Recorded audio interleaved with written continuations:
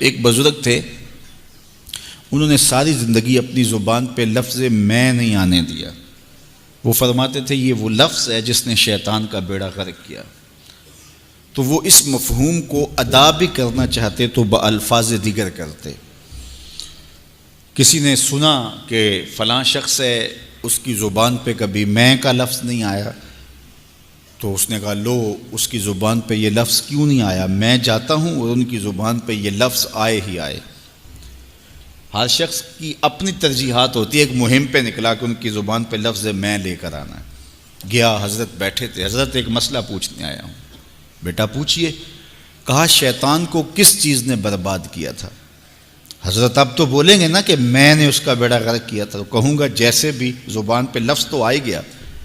اور شیخ بھی بڑے سمجھدار تھے، سمجھ گئے اس کی نیت کے کھوٹ کو کہ یہ کیوں آیا ہے اور یہ مسئلہ کیوں پوچھ رہا ہے۔ ہر مسئلہ تفہیم کے لیے نہیں پوچھا جاتا، اس کے مقاصد اور بھی ہوتے ہیں، اور اہل اللہ کو اللہ نے وہ بصیرت دی ہوتی ہے جو سائل کے انداز سے سمجھتے ہیں کہ اس کے مقاصد کیا ہیں۔ تو کہا حضرت پوچھنے آیا ہوں کہ شیطان کو کس چیز نے برباد کیا؟ حضرت فرمانے لگے نماز کا ٹائم ہو گیا، ابھی جماعت کھڑی ہونے والی ہے، نماز کے بعد اس پہ بات کرتے ہیں۔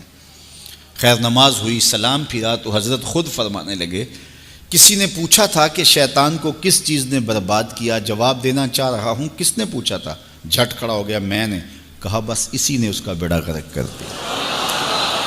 تو انانیت میں جو ہے یہ شیطان کو شیطان بنانے والی، نفس جس نے اندر سے سر اٹھایا اور کہا انا خیر منہ، میں بہتر ہوں، تو یہ شیطان کو شیطان بنانے والا نفس ہے۔ تو نفس شیطان سے بھی بڑا دشمن ہے۔